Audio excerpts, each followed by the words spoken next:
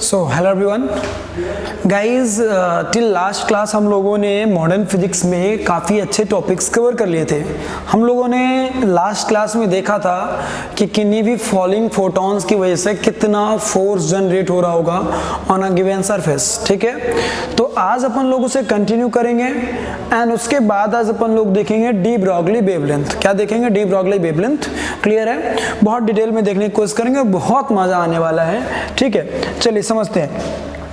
For example let us suppose, हमने कल क्या देखा था, लास्ट क्लास में क्या देखा था कि फोटॉन्स यदि डायरेक्टली ऐसे परपेंडिकुलरली फॉल कर रहे हैं किसी सरफेस पे तो क्या होगा। अब मान लो यदि ऐसा हो जाए कि जो हमारे फोटॉन्स हैं, अब मान लो ऐसा हो जाए कुछ कि जो हमारे फोटॉन्स हैं वो किसी सरफेस पे कुछ ऐसा फॉल कर रहे हो लाइक दिस, है ना। Let us suppose at some angle theta fall कर रहे हैं, थीटा एंगल फॉल कर रहे हैं। अब क्वेश्चन ये पूछा जा रहा है कि बताइए इस केस में उन फॉलिंग फोटॉन्स की वजह से यदि उनका इंटेंसिटी जो है वो आई के बराबर है, ठीक है ना, और स्पीड ऑफ लाइट से वो आके इससे टकरा रहे हैं कितने एरिया में, एरिया ए में, तो बताइए कि उन फॉलिंग फोटॉन्स की वजह से क्या क्या फोर्स, मतलब फोर्स का कितना मैग्नीट्यूड आएगा। This is our question. तो देखो पहले तुम्हारे मन में एक छोटा सा क्वेश्चन एक और आएगा, चुभेगा कि भैया ये बताओ सरफेस में जो फोटॉन्स फॉल हो रहे हैं उन फोटॉन्स का मतलब कैसा क्या कारनामा होने वाला है। कहने का मेरा मीनिंग ये कि क्या वो फोटॉन कंप्लीटली एब्जॉर्ब होंगे, क्या वो कंप्लीटली रिफ्लेक्ट होंगे, या फिर वो partially absorb and partially reflect वाला कॉन्सेप्ट होगा, है ना। कुछ फोटॉन्स एब्जॉर्ब हो गए, कुछ रिफ्लेक्ट हो गए, लाइक दैट। तो उसको समझते हैं अपन लोग। मैं मानता हूं सबसे पहला केस ऑब्लिक इंसिडेंस में, पहले हम लोगों ने परपेंडिकुलर इंसिडेंस देखा, अब हम लोग देख रहे हैं ऑब्लिक इंसिडेंस। क्या देख रहे हैं बच्चा पार्टी? ऑब्लिक इंसिडेंस, ठीक है ना। तो ऑब्लिक इंसिडेंस के केस में चलो मैं मानता हूं अपने मन से कि लेट अस सपोज सबसे पहला केस है केस नंबर 1, जिसमें कि मैं ले रहा हूं A is equal to 1, R is equal to 0। मतलब जो मेरा फोटॉन्स है, जो फॉलिंग फोटॉन्स है वो कंप्लीटली एब्जॉर्ब हो जा रहा है, वो एब्जॉर्ब हो रहा है। क्लियर है? वो रिफ्लेक्ट नहीं हो रहा है, एब्जॉर्ब हो रहा है। तो तुम खुद से सोच के बताओ, ठीक है। जब फोटॉन्स आ रहे हैं, जब वो फोटॉन्स आ रहे हैं तो आते वक्त उनका लीनियर मोमेंटम क्या रहा होगा? P initial is equal to उनका रहा होगा h बाई लैम्डा। सिंपल सा लॉजिक है।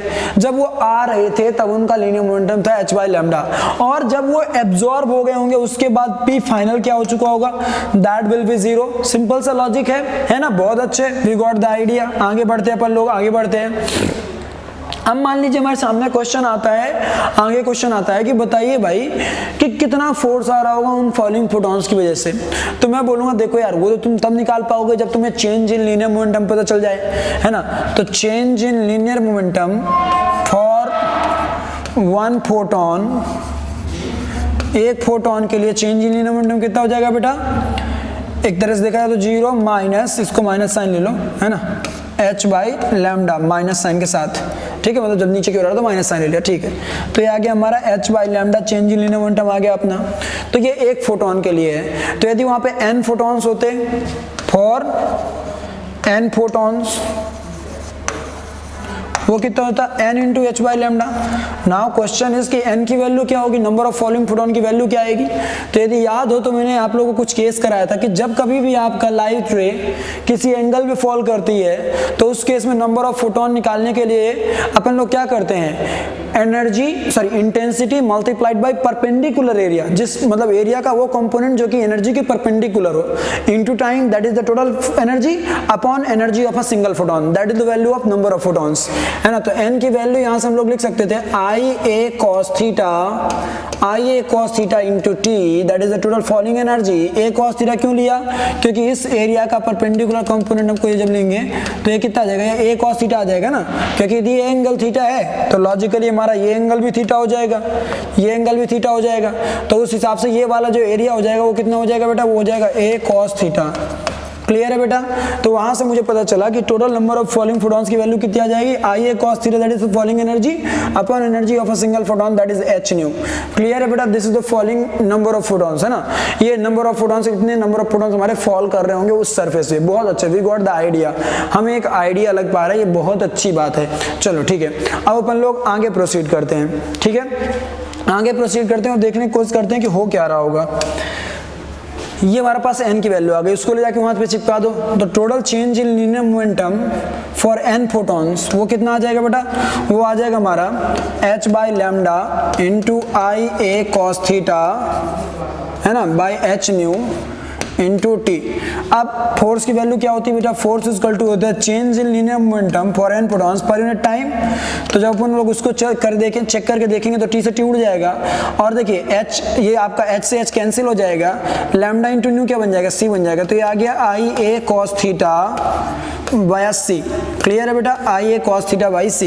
ये अपना क्या आ चुका है, द वैल्यू ऑफ फोर्स, ठीक है ना, मतलब उस पर्टिकुलर उस सरफेस पे ये फोर्स लग रहा होगा। अच्छा, और ये फोर्स किधर की ओर लग रहा होगा, तो ध्यान से समझो। जैसे मान लो ये सरफेस है, फॉलिंग फोटॉन्स ऐसे हैं, चेंज इन लीनियर मोमेंट का जो डायरेक्शन है वो कुछ इसी डायरेक्शन में है ना बेटा, ध्यान से देखो ना भाई, इसी डायरेक्शन में है। तो एक तरह से देखा जाए तो इस वाली सरफेस पे फोर्स ऐसे लग रहा होगा, है ना, force applied on surface due to photon, and उन फोटॉन्स पे जो फोर्स लग रहा होगा कुछ कैसा लग रहा होगा, ऐसा लग रहा होगा, force applied on photons due to that surface. Clear है, कुछ ऐसा होगा एट एंगल थीटा, ठीक है बच्चा party. So we got the idea, है ना, कि ऐसा हो रहा होगा। अच्छा, अब मान लो कोई हमसे पूछे कि भैया जो फोर्स F आ रहा है उसका हॉरिजॉन्टल कंपोनेंट क्या होगा और उसका वर्टिकल कंपोनेंट क्या होगा, तो मैं आसानी से जो ये फोर्स आया है उसका हॉरिजॉन्टल कंपोनेंट लिख दूंगा I A cos theta by C into sine theta, और उसका जो ये वर्टिकल कंपोनेंट हो जाएगा मतलब सरफेस के perpendicular, that will be I A cos theta by C into cos theta, है ना, उसका कॉस थीटा वाला कंपोनेंट, तो ये जाएगा कॉस स्क्वायर थीटा। क्लियर है। अच्छा, अब क्वेश्चन ये आता है बेटा कि उस सरफेस पे प्रेशर कितना लग रहा होगा, है ना, जो ये फोर्स इस सरफेस पे, ध्यान से देखो, जो ये सरफेस है, इस सरफेस पे फॉलिंग फोटॉन्स की वजह से फोर्स ऐसा आ रहा है कुछ, उसका मैग्नीट्यूड है आई ए कॉस थीटा बाय सी, ठीक है। अब मुझे पता है कि इसके दो कंपोनेंट है, ये एंगल थीटा होने की वजह से मैं इसको भी देख सकता हूँ, तो ये एंगल थीटा हो जाएगा, ये एंगल थीटा हो जाएगा, है ना, तो उसके हिसाब से एक कंपोनेंट ये, एक कंपोनेंट ये, फोर्स एफ के दो कंपोनेंट हो जाएंगे, ये हो जाएगा I A cos theta into sine theta by C, और ये वाला कंपोनेंट हो जाएगा I A cos square theta by C. Clear है बेटा, क्यों, क्योंकि उस फोर्स एफ के दो कंपोनेंट्स हो गए। अब तुम्हें ही पता है कि प्रेशर के लिए कौन सा कंपोनेंट रिस्पॉन्सिबल होगा, सिंपल सा लॉजिक है, प्रेशर के लिए हमारा एक तरह से देखा जाए तो वो कंपोनेंट रिस्पॉन्सिबल होगा जो कि इस सरफेस के परपेंडिकुलर हो। क्या हो, इस सरफेस के परपेंडिकुलर हो, है ना, मतलब इस सरफेस की जो परपेंडिकुलर कंपोनेंट होगा, फोर्स परपेंडिकुलर, वो रिस्पॉन्सिबल हो। कभी भी टेंजेंशियल फोर्स आपका रिस्पॉन्सिबल नहीं होता प्रेशर के लिए, ठीक है। तो pressure applied on the surface equal to क्या जाएगा, force component which is normal to the surface upon that total area A, है ना, तो उसको डिवाइड करा दीजिए, तो यहां से आ गया आपका I A cos square theta by C. जब मैं डिवाइड ए कराएंगे तो आ जाएगा I cos square theta by C. Clear है। So this will be the value of pressure on that particular surface, है ना। और ये टेंजेंशियल फोर्स का भी कई जगह आप लोग को उपयोग आएगा, ये मत सोचिएगा कि टेंजेंशियल जो फोर्स है वो हमने आपको सगुन में दिया है, नहीं भाई, उसका भी उपयोग है। याद रखिएगा, बहुत अच्छे क्वेश्चन सब आएंगे मार्केट में, तो आपको ये क्वेश्चंस को ध्यान देना पड़ेगा, ठीक है ना। फॉर एग्जांपल जैसे इसी पे बेस्ड में एक क्वेश्चन देता हूं आप लोगों को, एक छोटा सा क्वेश्चन है, ठीक है। जैसे मान लीजिए कि ये एक पर्टिकुलर सरफेस है, ठीक है, late us suppose this is surface, ठीक है, और इस पे हमारे जो फोटॉन्स है कुछ ऐसे फॉल कर रहे हैं, है ना, इंटेंसिटी आई है और फलाने ढकाने जो भी एक्स वाई जेड ये सब दे रखा है, ठीक है। इसका सरफेस एरिया क्या है बेटा, ए है, और बता रखा है कि ये सरफेस ये बॉडी जिस सरफेस पे रखी हुई है वो फ्रिक्शनल सरफेस है, जिसकी वजह से ये बात बोल सकते हैं कि उसका एक तरह से ये है जो फ्रिक्शन कोएफिशिएंट है, दैट इज म्यू, और इसका मास क्या है, m है। अब क्वेश्चन हमसे ये पूछ रहा है कि इंटेंसिटी की मिनिमम वैल्यू क्या हो, आई की वैल्यू क्या हो, है ना, जिससे कि ये बॉडी मूव कर जाए, ये बॉडी मूव कर जाए। वाह, मतलब लाइट की वजह से वो बॉडी मूव कर जाए। अच्छा, अब ये क्वेश्चन पहली बार कोई देखता है तो उसे तो हवा टाइट हो जाती है, लगता है क्या आप बता रहे भाई, ये तो हमसे बनने की बात है, बनेगा ही नहीं तो। लेकिन बहुत आसान है, देखो ध्यान से, हो क्या रहा होगा कि जो ये इंटेंसिटी आ रही है ना, इसकी वजह से दो फोर्सेस आ रहे होंगे, इसकी वजह से दो कंपोनेंट्स आ रहे होंगे फोर्सेस के, एक कंपोनेंट ऐसा, एक कंपोनेंट ऐसा। इधर की ओर आ रहा होगा I A cos theta into sine theta by C, और इधर की ओर आ रहा होगा I A cos square theta by C. Clear है। अब ध्यान से सोचो, तो इस पर्टिकुलर फोर्स की वजह से इस बॉडी पे एक रिलेटिव टेंडेंसी है इधर की ओर मूव करने की, तो फ्रिक्शन उसको अपोज करने के लिए पीछे की ओर आएगा, like this, friction mu into N, है ना, मैक्सिमम फ्रिक्शन यही हो सकता है म्यू इंटू एन। तो अब छोटा सा लॉजिक है, जो हमारा टेंजेंशियल फोर्स आ रहा है, टेंजेंशियल फोर्स जो आ रहा है, यदि ये बड़ा हो जाए, यदि टेंजेंशियल फोर्स बड़ा हो जाए, है ना, मतलब इक्वल वाली जस्ट लिमिटिंग कंडीशन है, इससे बड़ा हो जाए, किससे, फ्रिक्शन से, हमारे अप्लाइड फ्रिक्शन से, ये जो वहाँ डेवलप्ड फ्रिक्शन है, तो वो बॉडी मूव कर जाएगी। तो अपन चलो कैलकुलेट करते हैं, उसकी वैल्यू कैलकुलेट करने की कोशिश करते हैं कि उस फ्रिक्शन की वैल्यू कितनी आ रही होगी, है ना, क्या वैल्यू अपन लोग फ्रिक्शन की पा रहे होंगे। इसका मास कितना है, इसका मास m है, तो इसका खुद का भी ग्रेविटेशनल पुल लग रहा होगा इसके ऊपर नीचे की ओर toward the centre of earth mg, है ना, और नॉर्मल रिएक्शन ऊपर की ओर आ रहा होगा n। तो बैलेंस कराने में मुझे पता चल जाएगा कि n इज इक्वल टू आएगा mg plus i cos square, sorry I A cos square theta by C, this is the value of n। ठीक है, अब हम लोग इसको ना ले जाके इस इक्वेशन में पुट कर देते हैं। टेंजेंशियल फोर्स क्या आ रहा है हमारा, I A cos theta into sine theta by C, that should be greater than what, mu times of M G plus I cos square, I A cos square ना, I A cos square theta by C. Clear है, ये हमारी equation generate हो चुकी है। इस equation से अपन लोग एक काम करेंगे, इंटेंसिटी वाले टर्म्स को एक साइड कर लेंगे, है ना, इंटेंसिटी वालों को आप एक साइड ले आइए, उसमें से इंटेंसिटी कॉमन निकाल लीजिए और उसके बाद सबको उधर भेज दीजिए, है ना, तो आपका दिख जाएगा कि इंटेंसिटी की वैल्यू जो होनी चाहिए इससे एटलीस्ट बड़ी होनी चाहिए, बस अपन का आंसर आ गया, है ना। मतलब बहुत ही सिंपल है, कुछ भी ऐसा इसमें कठिन था ही नहीं। लेकिन अब ये क्वेश्चन पहली बार जो लोग देखते हैं उनको प्रॉब्लम इसलिए हो जाती है कि उन्हें यही नहीं समझ में आ रहा होता कि हम इसे प्रोसीड कैसे करें, क्योंकि वो ये बात नहीं समझते हैं कि जो फोर्स आएगा इस फॉलिंग फोटॉन्स की वजह से, यदि कंप्लीटली एब्जॉर्ब हो जा रहे हैं, हाँ याद रखिएगा इसमें बता रखा था कि A इज इक्वल टू 1 है, ठीक है ना, मतलब कंप्लीटली एब्जॉर्ब हो जा रहा है। तो इस फॉलिंग फोर्स की वजह से, फॉलिंग फोटॉन्स की वजह से जो फोर्स जनरेट हो रहा होगा उसके दो कंपोनेंट होंगे, एक कंपोनेंट इधर की ओर, एक कंपोनेंट इधर की ओर। ये वाला जो कंपोनेंट होगा इस बॉडी को टेंजेंशियली मूव कराने की कोशिश करेगा, ये वाला जो कंपोनेंट होगा वो mg के साथ मिल करके नॉर्मल रिएक्शन के मैग्नीट्यूड को बढ़ा देगा। इस तरीके से पूरा काम हो रहा होगा। तो अभी आई होप सो कि सबको समझ में आ रहा होगा, मजा आ रहा होगा जो मैंने आप लोग को ये समझाया कि यदि फॉलिंग फोटॉन्स किसी एंगल पे हो तो। अब ये प्योरली आपका ये जो कॉन्सेप्ट है that is purely directed for J advanced. कोई बच्चा यदि नीट का है तो मैं उसको एकदम नहीं बोलूंगा कि आप इसको फॉलो करो। नीट के लिए परपेंडिकुलर फॉलिंग ऑफ फोटॉन्स यदि आप लेके चलते दैट वाज सफिशिएंट, है ना, लेकिन जे एडवांस के लिए आपके लिए ये बहुत जरूरी है, दिस इज द मस्ट। मतलब मैं मानता हूं कि ये ऐसा टॉपिक है जो कि आप लोगों से आना ही आना चाहिए, ठीक है ना, एडवांस के लिए। अब जैसे ये क्वेश्चन मैंने ये वाला दिया, ये बड़ा प्यारा सा क्वेश्चन था, मजा आ गया कि नहीं आया, है ना, तो ये क्वेश्चन आपसे बनने चाहिए, ठीक है। चलिए अब अपन लोग आगे मूव करते हैं। अच्छा हाँ, एक बात और, ये थीटा एंगल फॉल कर रहा था इसलिए ऐसा था। चलिए आगे प्रोसीड करें अपन, आगे प्रोसीड करते अपन।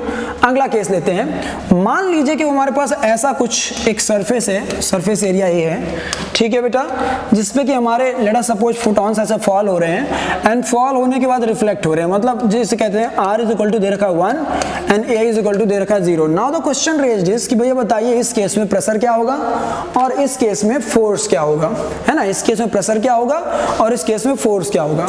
तो मैं ये सोचता हूँ, मान लो ये थीटा एंगल है, तो थीटा एंगल पे ही रिफ्लेक्ट हुआ होगा। तो उस कॉन्सेप्ट के अकॉर्डिंग यदि ये मान लो यहाँ से लीनियर मोमेंटम जो लेकर के आया वो P लेकर के आया, ठीक है, P लीनियर मोमेंटम लेकर के आया, ठीक है ना, और इधर जब रिटर्न हो रहा होगा तो कुछ और P डैश लेकर के निकल रहा होगा, तो जो चेंज इन लीनियर मोमेंटम है बेटा वो कितना आएगा। सिंपल सा लॉजिक है, मैग्नीट्यूड तो चेंज हो नहीं रहा, बस डायरेक्शन चेंज हो रहा है। तो इस P के दो कंपोनेंट होंगे, इधर की ओर एक P sine theta, P cos theta, लौटते वक्त एक इधर की ओर रहा होगा P कॉस थीटा, एक इधर की ओर रहा होगा P साइन थीटा, तो P साइन थीटा कैंसिल हो जाएगा और बचेगा क्या, 2P cos theta. That is the net change in linear momentum of the falling photons, है ना, due to the reflection। जब कभी कोई बॉल तुम लोगों ने पढ़ी होगी 11th क्लास में, जब कोई बॉल ऐसे रिफ्लेक्ट होती है, मैं से मारी, ऐसे बॉल गई और रिफ्लेक्ट होकर ऐसे आई, तो उस केस में change in linear momentum for that body कितना आता है, 2p cos थीटा, क्योंकि साइन थीटा वाला कंपोनेंट तो कैंसिल कर जाएगा, तो 2p cos theta that is the change in linear momentum. ठीक है, बहुत अच्छे। तो अपन एक काम करते हैं, इसको इक्वेट कराते हैं। Delta p is equal to कितना आ जाएगा बेटा, delta p is equal to आ जाएगा यहाँ से 2 times of p is equal to h by lambda into cos theta, clear है? h by lambda is what? h by lambda is the linear momentum of a single photon. ठीक है बेटा, तो मुझे पता चल गया कि सिंगल फोटोन। अच्छा एक बात और याद रहे, ये चेंज इन लीनियर मोमेंटम जो आ रहा है ये किस डायरेक्शन में आ रहा है? ये चेंज इन लीनियर मोमेंटम जो आ रहा है वो इस डायरेक्शन में आ रहा है, इस लाइन के अलोंग आ रहा है। समझ में आया कि नहीं आया? क्यों? क्योंकि ये वाला कंपोनेंट टेंजेंशियल कंपोनेंट तो कैंसिल हो चुके हैं, तो पूरा मात्र कौन सा बचा है?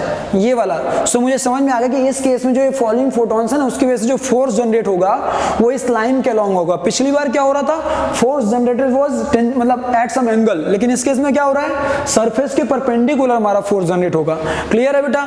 तो चलिए अपन लोग कहानी आगे बढ़ाते हैं, ठीक है ना। अब अपन लोग क्या देखते हैं, change in linear momentum for n photons, for n photons.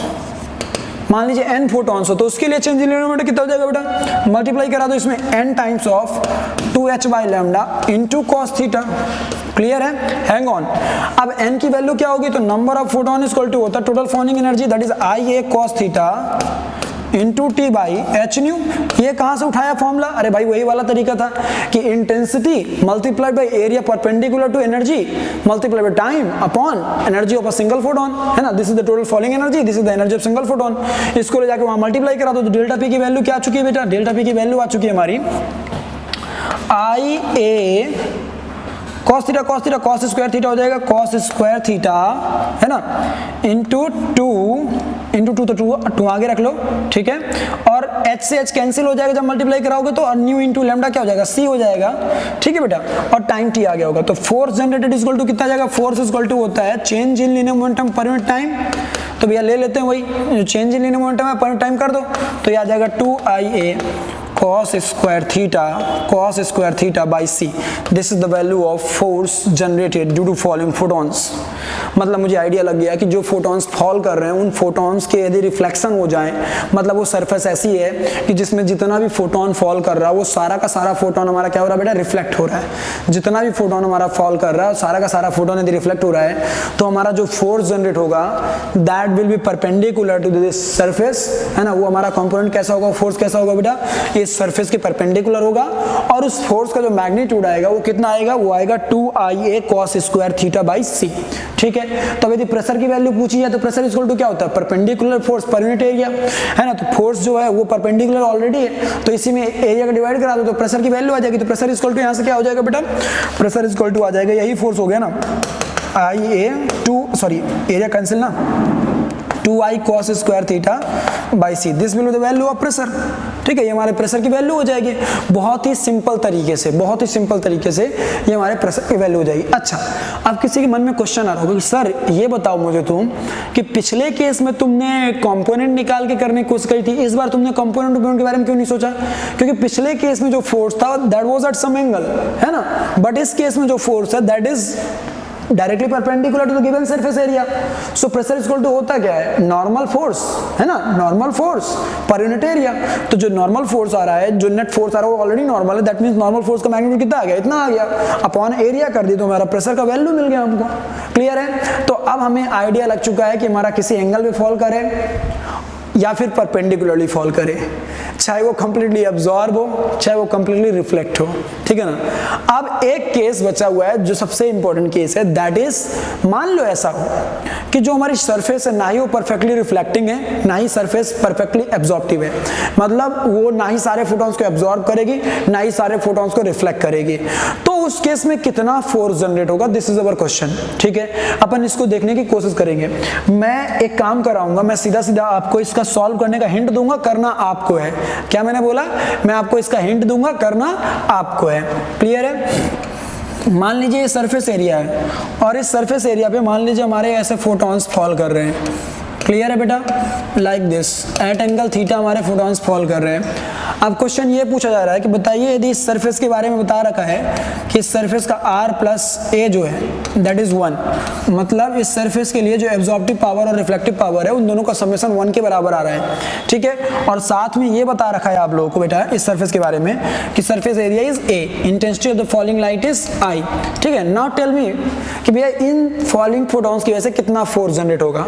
तो बहुत सिंपल है, मैं मानता हूं कि यदि n फोटॉन्स फॉल किए होंगे तो उनमें से कुछ एब्जॉर्ब हो गए होंगे और कुछ रिफ्लेक्ट हो गए होंगे, कुछ एब्जॉर्ब हो गए, कुछ रिफ्लेक्ट हो गए, ठीक है। हम लोगों को पता है कि A इज इक्वल टू क्या होता है, A इज इक्वल टू होता है एक तरह से देखा जाए तो number of absorbed photons upon n, है ना, NP, and R is equal to क्या होता है, number of reflected photons upon NP। तो इसके दम पे अपन लोग एक काम करते हैं, इनकी वैल्यूज लिख लेते हैं। तो ये हो जाएगा R टाइम्स ऑफ NP और ये हो जाएगा A टाइम्स ऑफ NP, ठीक है। बहुत अच्छे, मुझे एक आइडिया लगा कितने फोटॉन्स रिफ्लेक्ट हो रहे होंगे, कितने फोटॉन्स एब्जॉर्ब हो रहे होंगे, बहुत अच्छे, वी गॉट द हिंट, है ना। चलिए अब आप सोच के बताइएगा, सोचिएगा, मान लीजिए ये सरफेस है, ठीक है, तो जो फोटॉन्स एब्जॉर्ब हो रहे हैं उनकी वजह से फोर्स ऐसा आ रहा होगा, एट एंगल थीटा डायरेक्टली आ रहा होगा, ये आ रहा है force due to absorbed photons, है ना। और जो फोटॉन्स रिफ्लेक्ट हो रहे होंगे, जो फोटॉन्स क्या हो रहे होंगे बेटा हमारे, रिफ्लेक्ट हो रहे होंगे, इसी में बना देता हूं मैं, इसी में बना देता हूं, जो फोटॉन्स हमारे रिफ्लेक्ट हो रहे होंगे उनकी वजह से फोर्स कैसा आ रहा होगा बेटा, उनकी वजह से फोर्स कुछ ऐसा आ रहा होगा, परपेंडिकुलर टू द सरफेस, है ना, ऐसा आया कुछ, this is the force due to reflected photons, है ना। और इनके बीच का एंगल भी क्या हो जाएगा, इनके बीच का एंगल भी हो जाएगा थीटा, ठीक है। तो मुझे क्या निकालना है, नेट फोर्स निकालना है ना। तो नेट फोर्स निकालने के लिए क्या करेंगे अपन, इन दोनों को वेक्टोरियल समेशन ले लेंगे। तो F net is equal to क्या आ जाएगा, F net is equal to हो जाएगा under root of F A का whole square plus F R का whole square plus 2 times of F A into F R into cos of theta. Clear है बेटा, this will be the value of net force, ये हमारा F net हो जाएगा।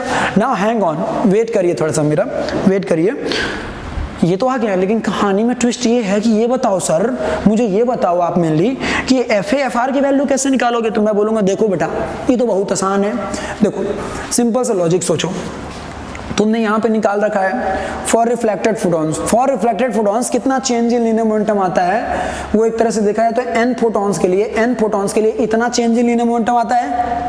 Simple सा logic है, NH by lambda for n photons, है ना। उसके दम पे जब हम लोग फोर्स निकालते हैं तो वो फोर्स कितना आता है बेटा, वो आता है IA cos theta by C, am I correct, for n photons आता है ना। तो n की वैल्यू अपन लोग वहां पे बस रिप्लेस कराएंगे क्योंकि वहां पे रिफ्लेक्टेड जो फोटॉन्स है वो NR है।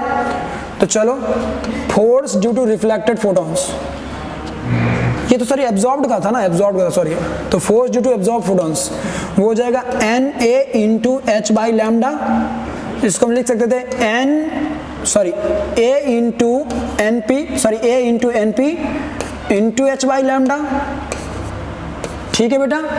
अब तुम्हारा यहाँ पे NP is what, number of falling photons, तो उसकी वैल्यू क्या हो जाएगी, उसकी वैल्यू हो जाएगी A into IA cos theta into T by H new into H by lambda, clear है। तो न्यू इंटू लैम्डा क्या हो जाएगा तुम्हारा, न्यू इंटू लैम्डा हो जाएगा C, H से H कैंसिल हो जाएगा, तो ये आ जाएगा तुम्हारा A times of IA cos theta, ठीक है। ये फोर्स की वैल्यू है ना, तो IA cos थीटा, T क्यों आएगा, T तो कट जाएगा, delta P per unit time, तो T बाई T कर दो, ठीक कर दिया सीधे, ये आ जाएगा A मल्टीप्लाई पे बाई C, ठीक है। This is the value of force due to absorbed photons, clear है। ये एब्जॉर्ब्ड फोटॉन्स की वजह से फोर्स आ रहा है। इसी तरह रिफ्लेक्टेड फोटॉन्स की वजह से फोर्स कितना आ जाएगा, रिफ्लेक्टेड फोटॉन्स की वजह से फोर्स भी अपन लोग चाहें तो लिख सकते हैं, force due to reflected photons, तो 2 times of IA cos square theta, 2 times of IA cos square theta by C, है ना। और साथ में यहाँ पे किसका मल्टीप्लाई हो जाएगा, R का मल्टीप्लाई हो जाएगा। R का मल्टीप्लाई क्यों हो रहा समझ में आया ना, क्योंकि जब हम नंबर ऑफ रिफ्लेक्टेड फोटॉन लिखेंगे तो वहाँ पे क्या आएगा, वहाँ पे आता R into number of photons, R into NP, तो NP की वैल्यू सॉल्व कराने के बाद यही आता। तो आपको FR की वैल्यू मिल चुकी है, FA की वैल्यू मिल चुकी है, देख लीजिएगा कहीं पे यदि कैलकुलेशन या कुछ भी राइटिंग मिस्टेक हो तो उसको सही कर लीजिएगा। बट हमारा ये FA और FR आ गया, जैसे एक बार आया हमको नेट फोर्स मिल जाएगा, क्लियर है। तो अब हम लोगों को एक तरह से देखा जाए तो मॉडर्न फिजिक्स में खासकर फोटो इलेक्ट्रिक इफेक्ट में खास करके इस वाले पोर्शन में कोई कुछ भी करने को बोलेगा, now we can do it, clear है। तो मुझे एक बार यार मैं चाहूंगा कि सारे लोग बढ़िया से इसको पहले एक बार नोट करिए, है ना। और देखो यार कमेंट सेक्शन में बताया जरूर किया करो, क्योंकि ये तो लाइव क्लास नहीं होती है, तो रिकॉर्डेड होती है, तो इसमें आप ये बताया करो कि कॉन्सेप्ट्स कैसे लगते हैं आप लोग को, है ना, लेवल कैसा है क्लासेस का। बिकॉज सारी चीजें मैं काफी अच्छा मैनेज करने की कोशिश कर रहा हूँ आप लोग के लिए कि आप लोग को एक मैं अच्छा लेवल प्रोवाइड करा सकूं, लेकिन हो सकता है उसके बावजूद भी कुछ कमियां तो रह ही जाएंगी भाई, कमियां तो रह ही जाती हैं, समझ रहे हो कि नहीं। तो इसीलिए भाई कोई भी प्रॉब्लम होती है तो बताया करो, ठीक है। चलिए सो लेट्स अपन आगे प्रोसीड करते हैं। अब इसके बाद हम लोग को ये तो समझ में आ गया पूरा अच्छे से, पूरा ये क्लियर हो चुका है। So now we can proceed, ये हम लोग को आइडिया लग गया पूरा, ठीक है। चलिए एक क्वेश्चन है जो मैं आप लोग को एज अ होमवर्क देना चाहूँगा, ठीक है। एक क्वेश्चन है जो कि मैं एज अ होमवर्क देना चाहूँगा आप लोगों को। ये क्वेश्चन है जो कि कुछ ऐसा है, मान लीजिए हमारे सामने एक स्फीयर है, मान लीजिए कि हमारे सामने एक स्फीयर है लाइक दिस, ठीक है। और इस स्फीयर के ऊपर एक तरह से देखा जाए तो हमारी लाइट्स फॉल हो रही हैं लाइक दिस, ऐसे ऐसे लाइट एनर्जी हमारी फॉल हो रही है on that surface area, clear है, लाइक दिस। मतलब जो भी प्रोजेक्टेड एरिया होगा उसमें ऐसे फॉल करेंगी लाइट। और बता रखा है, it is given to us कि इसका जो रेडियस है वो है r, और ये भी बता रखा है कि जितने भी फोटॉन्स फॉल हो रहे हैं उनके लिए r इज इक्वल टू 1 दे रखा है। मतलब जो भी फोटॉन फॉल करेगा वो पूरा का पूरा फोटॉन रिफ्लेक्ट हो जाएगा। तो क्वेश्चन ये है कि फॉलिंग फोटॉन्स की वजह से इनका इंटेंसिटी क्या है, I है। तो इन फॉलिंग फोटॉन्स की वजह से हम कितना फोर्स पाएंगे, है ना, जो ये फॉलिंग फोटॉन्स है इस सरफेस पे कितना फोर्स लगा रहे होंगे, this is the question for us. तो अपन इसको बहुत ही सिंपल तरीके से कर पाएंगे, आगे चल के आप लोग करिएगा, बस मैं आंसर लिख रहा हूँ।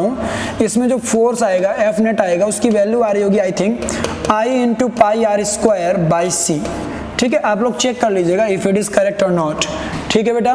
तो ये सबसे इंपॉर्टेंट था जो सारे बच्चों को समझना चाहिए था। ये क्वेश्चन है जो कि आप लोग को ट्राई करना है, सारे बच्चों को इस क्वेश्चन को आप लोग को ट्राई करना है, क्लियर है बच्चा पार्टी। चलिए तो इस पर्टिकुलर कॉन्सेप्ट को अपन लोग यहीं पे खत्म करते हैं, हम लोग जंप करते हैं नेक्स्ट कॉन्सेप्ट की तरफ, that is D Broglie wavelength. लेकिन उससे पहले मैं एक बात बता दूं कि ये क्वेश्चन वही बच्चा कर पाएगा जिसको कि इंटीग्रेशन, ठीक है ना, इंटीग्रेशन के साथ साथ एक छोटी सी एरिया की स्ट्रिप लेना आता हो, है ना, उस स्ट्रिप के ऊपर काम करना आता हो, वही बच्चा कर पाएगा। करने का तरीका ये है कि आप एक काम करिएगा, यहाँ पे एक छोटी सी स्ट्रिप कट कर लीजिएगा, ऐसे ऐसे ऐसे एक छोटी सी स्ट्रिप कट कर लीजिएगा अपने मन से, है ना, ऐसे कट कर लीजिएगा। मान लीजिएगा कि ये सेंटर से कितना एंगल बना रही है, डी थीटा एंगल बना रही है ना, और ये थीटा एंगल पे है हॉरिजॉन्टल से। उसके बाद इस पर्टिकुलर स्ट्रिप के लिए सोचिएगा, तो जैसे मान लीजिए कोई भी फोटोन आ रहा है, ऐसे आके फॉल किया और ऐसे रिफ्लेक्ट हो गया होगा, है ना, ऐसे आके फॉल किया और ऐसे रिफ्लेक्ट हो गया होगा, तो चेंज इन जो लीनियर मोमेंटम आएगा वो इस लाइन के अलॉन्ग आएगा, और उस चेंज इन लीनियर मोमेंटम के डायरेक्शन में फोर्स आ रहा होगा F। और हमें निकालना क्या है, हमें निकालना है net force on this particular sphere. तो उस फोर्स का इस जो ये फोर्स आ रहा होगा, इसका एक कंपोनेंट इधर की ओर होगा, वो कंपोनेंट्स निकाल के हम सारे कंपोनेंट्स ऐड कर देंगे तो हमको नेट फोर्स मिल जाएगा। और इंटीग्रेट कहां से कहां कराएंगे, 0 से लेके π/2 तक। क्यों, क्योंकि इस वाले सरफेस एरिया में तो हमारे फोटॉन्स फॉल कर नहीं रहे, ओनली इस वाले सरफेस एरिया में फॉल कर रहे हैं। So we will worry about this surface only, clear है बच्चा party. So I hope so कि आप लोग को इस पर्टिकुलर क्वेश्चन करने में मजा आएगा, ठीक है। चलिए अपन लोग आगे बढ़ते हैं, देखते क्या होता है। सो गाइज अब हम लोग को देखना है डी ब्रॉगली वेवलेंथ, ओके। चलिए स्टार्ट करते हैं डी ब्रॉगली वेवलेंथ। ये कॉन्सेप्ट क्या करता है, डी ब्रॉगली वेवलेंथ का कॉन्सेप्ट कहता क्या है, अपन लोग ये समझने की कोशिश करते हैं, ठीक है।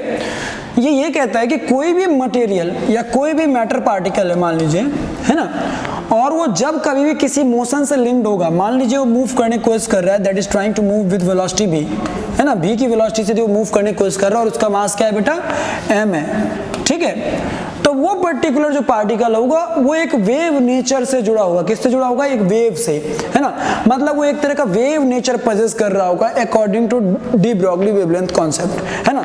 और उस वेव का जो वेव लिंक्ड होगी उसके मोशन से, यदि बॉडी रेस्ट में होगी तो नहीं, कोई वेव से मतलब नहीं है, जब वो मोशन में होगा तो एक वेव से लिंक्ड होगा, और उस वेव का जो वेवलेंथ होगा उसी को हम लोग बोलते हैं डी ब्रॉगली वेवलेंथ। और उसका कॉन्सेप्ट आता है लैम्डा डी इक्वल टू होता है h upon h is the Planck's constant, h is the Planck's constant upon mb बोले तो linear momentum of that moving particle, clear है। उस मूविंग पार्टिकल का जो लीनियर मोमेंटम होगा वो डिसाइड करता है कि उस पार्टिकल से जो लिंक्ड वेव है उसका डी ब्रॉगली वेवलेंथ कितना होगा, क्लियर है। अच्छा, इसी को हम लोग लिखना चाहें तो और कई तरीके में कन्वर्ट कर सकते हैं, जैसे h अपॉन p, या फिर इसी को कन्वर्ट करना चाहें तो काइनेटिक एनर्जी के फॉर्म में लिख सकते हैं h upon under root 2 times of m into K, मतलब मतलब बोले तो मास इनटू काइनेटिक एनर्जी। ये कैसे लिखा? बिकॉज हमें पता है कि लीनियर मोमेंटम और काइनेटिक एनर्जी में जो रिलेशन होता है वो कैसा होता है, p²/2m is equal to kinetic energy, ये रिलेशन होता है। तो उस रिलेशन के अकॉर्डिंग हम p की वैल्यू क्या लिख सकते थे, √2m के ही, तो मैंने इसको रिप्लेस करके कुछ ऐसा लिख दिया, ठीक है। तब तुम्हारे मन में एक छोटा सा क्वेश्चन आ रहा होगा कि सर तो फिर मुझे ये बताओ आप कि जनरली जब कोई पार्टिकल मूव करता है तो हमें उसका डी ब्रॉगली वेवलेंथ दिखता क्यों नहीं है, why we can not see that wavelength, है ना। मान लो जैसे कि ये पार्टिकल है, ये बॉडी है जो ऐसे मूव कर रही है, लेट अस सपोज ऐसे मूव कर रही है, तो इस बॉडी का हमें डी ब्रॉगली वेवलेंथ दिख क्यों नहीं रहा है, why it is not visible to me. तो उसका कारण है, उसका कारण क्या है अपन लोग समझने की कोशिश करते हैं, ठीक है। देखो भाई, मान लो फॉर एग्जाम्पल हमारे पास एक क्रिकेट बॉल है, क्लियर, क्या बॉल है बेटा, क्रिकेट बॉल, क्लियर है। मान लो हमने एक क्रिकेट बॉल ले रखी है, ठीक है। उस क्रिकेट बॉल का ध्यान समझना, उस क्रिकेट बॉल का मैंने मान लिया कि लेट अस सपोज मास क्या है बेटा, m है ना, और वो बॉडी जो है वो मान लो कि v के वेलोसिटी से मूव करने की कोशिश कर रही है। कितने की वेलोसिटी से मूव करने की कोशिश कर रही है, v के। क्रिकेट बॉल का मास जनरली कितना होगा, मैक्सिमम बहुत बहुत कम मान लो, चलो मान लो यार कि 1 kg है ना, 1 kg मान लिया हमने, और जो उसकी वेलोसिटी ये मान लो मूव कर रहा होगा 10 मीटर पर सेकंड से, ठीक है। Lump sum similar. इसके लिए अपन लोग डी ब्रॉगली वेवलेंथ सॉल्व करके निकालने की कोशिश करें तो लैम्डा डी की वैल्यू क्या आएगी, वो आएगी 6.6 ×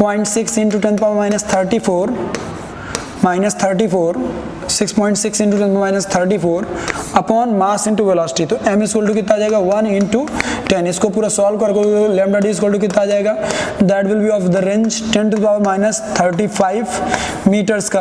अब तुम खुद से सोच के बताओ मुझे, क्या 10⁻35 मीटर की रेंज की कोई चीज है तो आप उसे नेकेड आई से देख सकते हो? अरे भाई मिलीमीटर तो दिखता नहीं कई बार बच्चों लोगों को, है ना, कई बार सेंटीमीटर दिखता नहीं, मीटर दिख जाए अलग चीज, अलग बात है। तो 10⁻35 मीटर, इतना स्मॉल डायमेंशन कभी विजुलाइज कर पाओगे आंखों से? नहीं कर पाओगे, नेकेड आई से तो कभी नहीं। इसीलिए ऐसा होता है कि वो डी ब्रॉगली वेवलेंथ हमें दिखती नहीं, मतलब हमें ऐसा नहीं दिखता कि जो ट्रक जा रहा है वो ट्रक सीधे नहीं जा रहा, वो ट्रक ऐसे लहराते हुए जा रहा है, समझ में आया कि नहीं है? क्योंकि सिंपल सा लॉजिक है, जो उसका डी ब्रॉगली वेवलेंथ होगा बहुत ही नेग्लिजिबली स्मॉल आएगा, जिसकी वजह से हम वो वेव नेचर कंसीडर ही नहीं करते, हमें दिखता नहीं तो हमें लगता नहीं। बट एक्चुअल में डी ब्रॉगली चाचा ने बोला है कि भैया जो मैटर होता है, जो मूव कर रहा है, तो वो एक वेव से लिंक्ड होगा और उस वेव का जो वेवलेंथ आएगा वो इतना आएगा, क्लियर है। ऐसे ही और केसेस के लिए भी अपन लोग डी ब्रॉगली वेवलेंथ निकाल सकते हैं। मान लो कोई इलेक्ट्रॉन है, फॉर एन इलेक्ट्रॉन, एक इलेक्ट्रॉन के लिए सोचें थी अपन लोग, तो इलेक्ट्रॉन मान लीजिए ये है हमारा, ठीक है, ये हमारा इलेक्ट्रॉन है जो कि इधर की ओर मूव कर रहा है। मान लीजिए इलेक्ट्रॉन है, मूव कर रहा है इधर की ओर, और वो किसकी वजह से मूव किया, वो मूव किया मान लो हमारा due to that applied potential difference delta भी, ठीक है ना, ये भी बोल दो उसे, भी जो हमने अप्लाई किया पोटेंशियल डिफरेंस, उसकी वजह से वो चार्ज मूव किया। तो मैं ये बात सीधा बोल सकता हूँ कि जो उस पर्टिकुलर इलेक्ट्रॉन पे किया गया वर्क डन होगा E × V, that will be equal to the change in kinetic energy of that electron, मतलब gain in kinetic energy of electron. Am I correct? के लाइक दिस। तो इसका डी ब्रॉगली वेवलेंथ लिखने जाए तो lambda D equal to क्या लिखेंगे, वो लिखेंगे h/√2 times of mass of electron into के। तो के को रिप्लेस करके मैं एक काम करता हूँ, उसकी जगह मैं E × V लिख देता हूँ। तो ये लिखने पे कैसा दिखेगा, h/√2 times of mass of electron into charge on electron into V। अब देखो h की value mass of electron 9.1 × 10⁻31 kg, ये सब पुट कर दें अपन लोग, तो पूरा सॉल्व करने में ना ये ओवरऑल वैल्यू आती है 100√50/V के बराबर इन वोल्ट्स, जो आपका ये होगा V होगा ना, ये वोल्ट्स में पुट करिएगा, ठीक है। तो जनरली सॉल्व करने पे ये आता है। तो ये आप लोग फॉर्मूला याद कर सकते हैं, this is the lambda D for electron. यदि कोई इलेक्ट्रॉन है जिसको यदि एक्सेलरेट कराया गया है by applying a potential difference V, है ना, तो उसकी वजह से जो इलेक्ट्रॉन से लिंक्ड डी ब्रॉगली वेवलेंथ आएगी, उस डी ब्रॉगली वेवलेंथ का डायमेंशन ये दिखेगा। क्लियर है बच्चा पार्टी? सो ये एक पर्टिकुलरली स्पेसिफिकली किसके लिए, एक इलेक्ट्रॉन के लिए। यदि वहीं पे कोई चार्ज Q होता तो फिर क्या करते, फिर हम लोग को ना वहां पे इलेक्ट्रॉन के E की जगह में क्या लेना पड़ता, चार्ज Q लेना पड़ता। यहाँ पे E × V की बजाय Q भी लेना पड़ता, है ना, मतलब किया गया work done on the charge that will be equals to the gain in kinetic energy of that charge. Clear है बेटा? तो ये हम लोग को सब कुछ समझ में आ गया। चलिए ठीक है, इसी तरह मान लीजिए for a gas particle,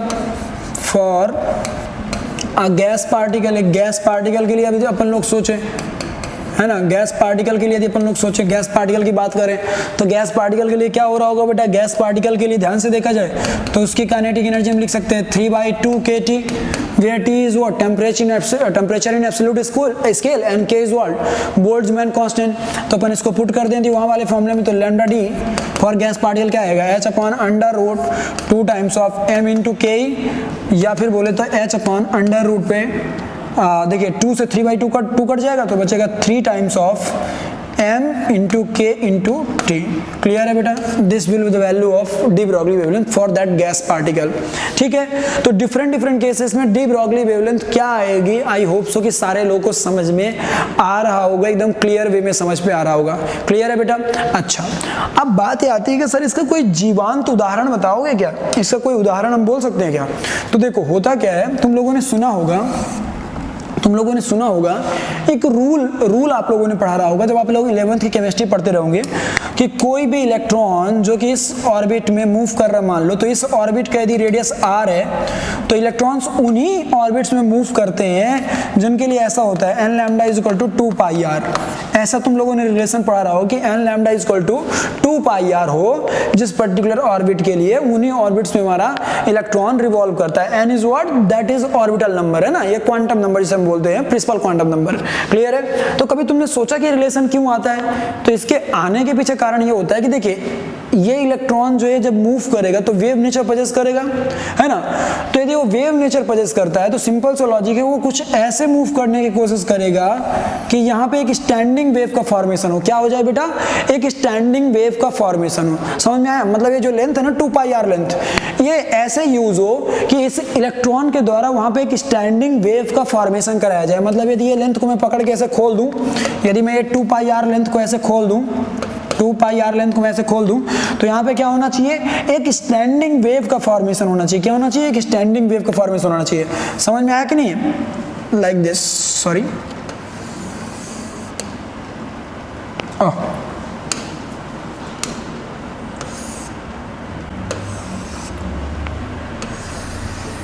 like this, पूरा एक प्रॉपर स्टैंडिंग वेव का फॉर्मेशन होना चाहिए, तभी उस इलेक्ट्रॉन की जो एनर्जी होगी वो एक तरह से कंजर्व रहेगी। क्योंकि स्टैंडिंग वेव के बारे में हम लोगों ने एक आइडिया लगाया है कि जो स्टैंडिंग वेव होती है उसमें एनर्जी का ट्रांसफर अबाउट नोडल पॉइंट्स, ये जो नोड वाले पॉइंट होते हैं उनके अबाउट एनर्जी का ट्रांसफर नहीं होता।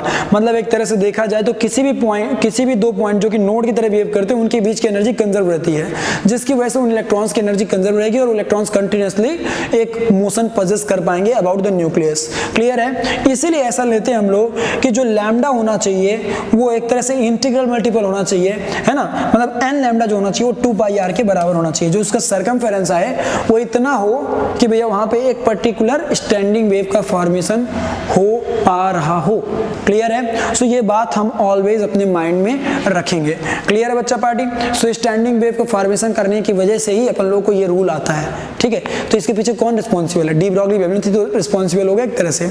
और यहीं से भी हम लोग चाहें तो आगे चल के वो बोर का मॉडल, बोर का पोस्टुलेट निकाल लेंगे। कौन सा पोस्टुलेट, देखो लैम्डा की वैल्यू यदि मैं h/mv पुट कर दूं, h/mv पुट कर दूं मैं, तो h/mv into n is equal to 2 pi r हो गया।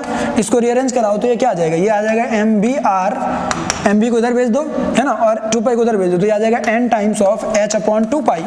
याद करो बोर चाचा का जो पहला पोस्टुलेट था कि भैया इलेक्ट्रॉन्स उन्हीं ऑर्बिट्स में रिवॉल्व करेंगे जिनका एंगुलर मोमेंटम क्वांटाइज्ड होगा, जिनका एंगुलर मोमेंटम क्या होगा, क्वांटाइज्ड होगा। बोर चाचा ने यही वाली बात बोली थी कि नहीं बोली थी। तो सिंपल सा लॉजिक है यार कि ये सब चीजें जो है ये कहां से आई, इन सब के पीछे कारण तो यही है। ठीक है ना। या फिर एक तरह से बोल सकते हो कि डी ब्रॉगली वेवलेंथ कॉन्सेप्ट जिसको कि यूज कर सकते हैं अपन लोग वहां पे। ठीक है बच्चा पार्टी।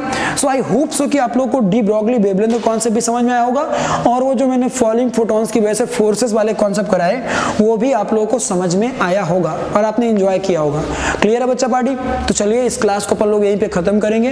होप सो आप लोगों ने काफी एंजॉय किया होगा। तो चलिए भैया बच्चा पार्टी वीडियो को लाइक करना, और कोई भी बात है ये जो आप सजेशंस देना चाहो या आपको कुछ अच्छा लगता है तो कमेंट करके हमें जरूर बताया करिए, क्योंकि जब आप कमेंट करते हैं तो वीडियोस के जिसे कहते हैं ना कि वीडियो यूट्यूब की रिकमेंडेड वीडियोस में थोड़ा ज़्यादा दिखता है, तो ज़्यादा बच्चों के पास ये वीडियोस पहुंचती हैं। क्लियर है। तो it's my request. Thank you guys, take care, मिलेंगे नेक्स्ट क्लास में।